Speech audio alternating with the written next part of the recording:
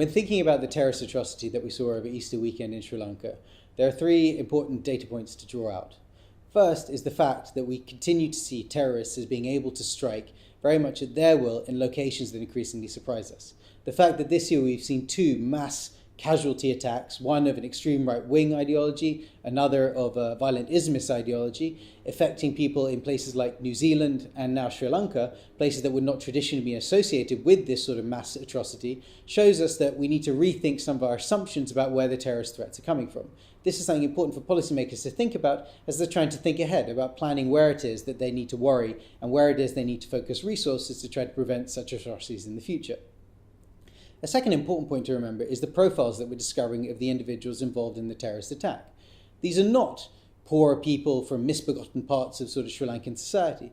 Rather, these seem to be relatively well-educated people from relatively affluent families, individuals who traditionally might have been thought of as success stories within the Sri Lankan context.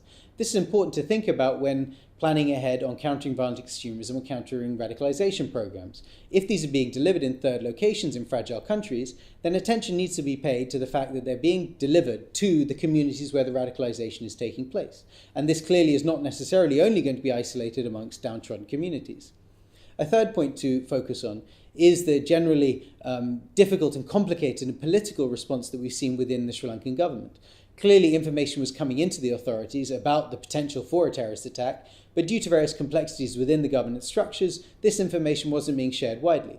Sri Lanka is a country that has unfortunately suffered from terrorist problems for many years. It had a long, brutal civil war involving the Tamil Tigers. So clearly they have a security force that is able to deal with these sorts of terrorist threats, and yet this one was able to completely blindside them. I think that reflects the fact that we are seeing a problem here within the governance structure in terms of responding to these problems. And this, again, is something that foreign policymakers need to think about when they're trying to plan about how to try to support countries like Sri Lanka to deal with some of the problems that they face.